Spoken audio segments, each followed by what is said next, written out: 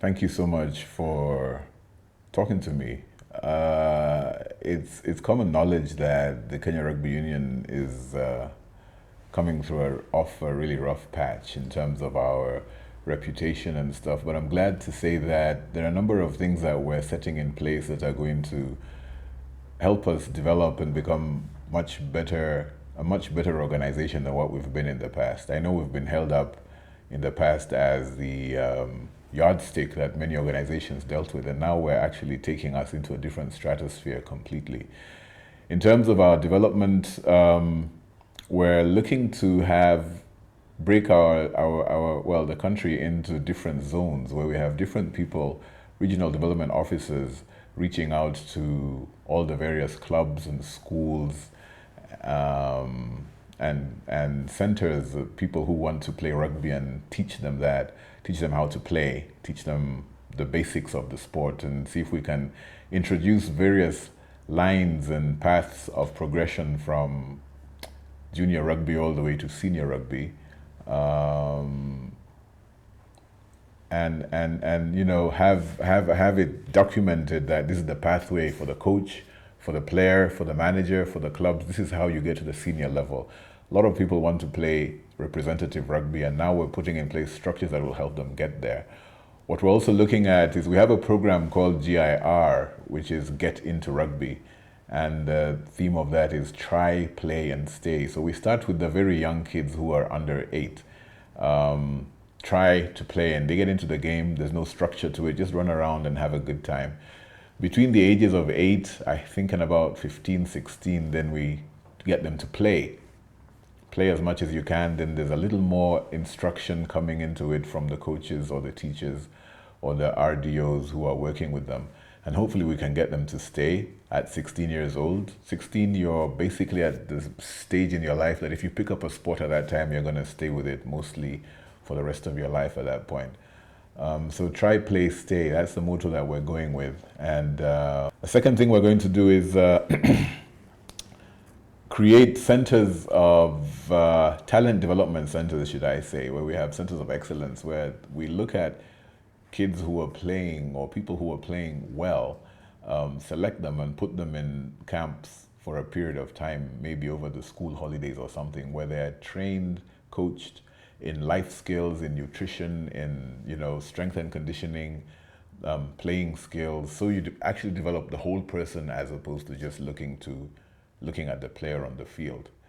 In as far as governance is concerned, well, the fact that I came in and then we have a new CEO from a national perspective, we were restructuring and realigning our administrative and development base. So we're looking at a much, should I say, leaner and meaner organization with more direction, more purpose. The board of directors is an advisory body. So they do the strategic planning, the policy. We have meetings once a month.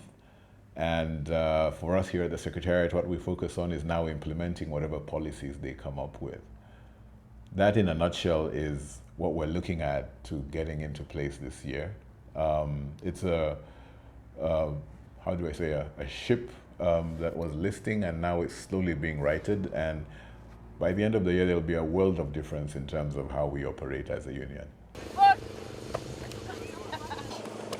Oh, I'm extremely passionate about women playing rugby. Women's rugby is a really big thing in the world right now. If you watched the Women's World Cup a couple of years ago in France, it was so different from what it was many years ago. And World Rugby is really keen on promoting women's rugby. So that's something we have to do. Actually, some of the RDOs that we are going to engage in a short while are going to be specifically charged with working with women and getting women's rugby going.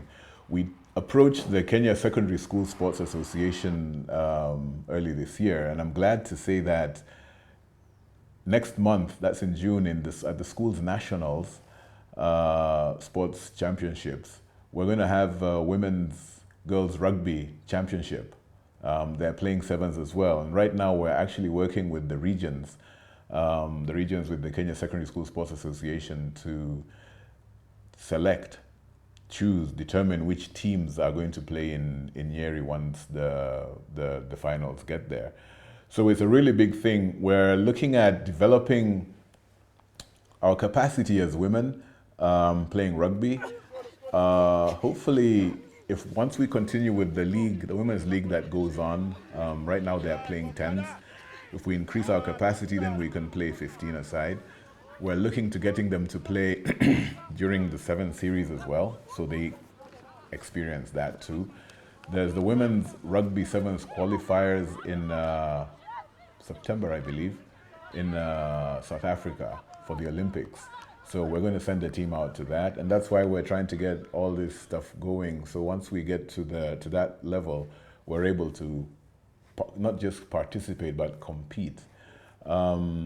And the women are extremely enthusiastic and just as passionate as the men are. I think it's a whole new thing for all of us, but it's a real fantastic initiative.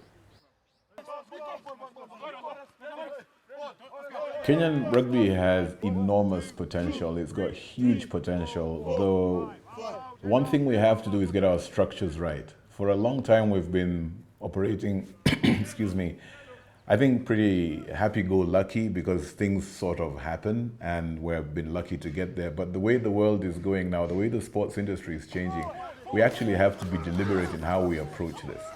The challenge is we expect results immediately.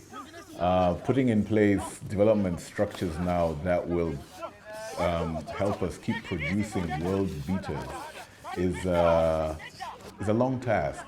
And we have to work sort of it from 2 ways. So we ensure that we're actually able to deliver and compete competitively internationally, yet at the same time go to the base, to the grassroots and build a structure so that rugby grows.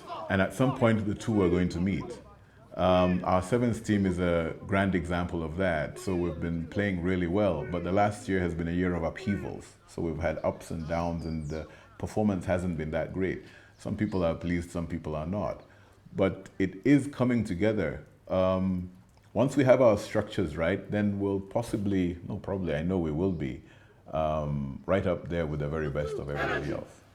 When you look at our sevens team and look at it actually really constructively, we are the only team on the World Sevens Series that is not professional. Everybody else is fully professional. We are not as well funded because you need money to do some of this stuff as everybody else. Yes, the reason we can perform as we showed in the past. This was a year of upheaval. I mean, halfway through the season, or was it beginning of the season, we had issues with you know the players and the coach resigning and getting new people in, and all that stuff happened, and that served to rock the boat somewhat. I don't think there ever was a question, even though maybe people would have thought that we were going to be relegated. I personally don't think there's ever going to be a question that we would be relegated. It's just that, you know, a couple of years ago we were 5th. And when you drop from 5 to 13, that's a big drop. So people think that it's a big mess. But if you consider what other teams have for them, going for them, and what we have gone through, it wasn't... I mean, we're doing pretty well. Now, we can do much better. I'm not saying that we can't do much better. We can do much better. In fact, we should do much better. And with the structures that we put in place, we will do much better. So watch November when we go for the qualifiers. We're going to qualify for the Olympics. Some people think that it's a touch and go sort of thing. I really have no such doubts about that we will definitely qualify for the Olympics. And we can get to the Olympics and we can compete. Not just go to the Olympics and say, hey, I'm an Olympian, but get there. And I mean, we've been to the World Cup twice, and in both World Cups, we've gotten to the semi-final. There's a little hump that we have to get over to get into the World Cup final or to get into the Olympics final. It can be done. We have the resources, we have the personnel. Now we just have to shape our minds and attitudes to that.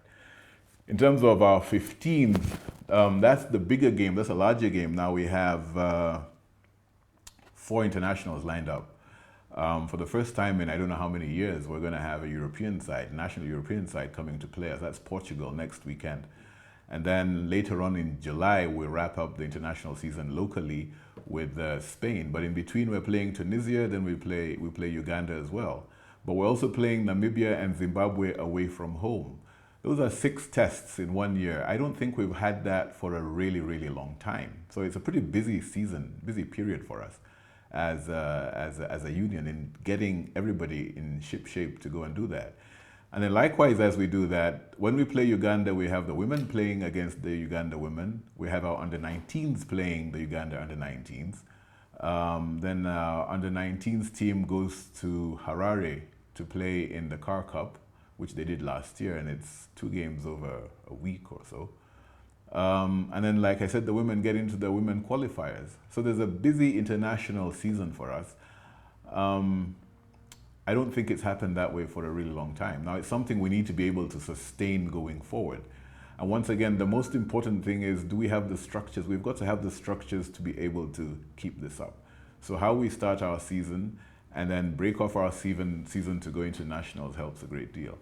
Now, the 2019 World Cup is beckoning. We are putting structures in place to enable us to actually get there. That's why we have the under-19s working right now, and that's why we have these tests going, so that we can build people.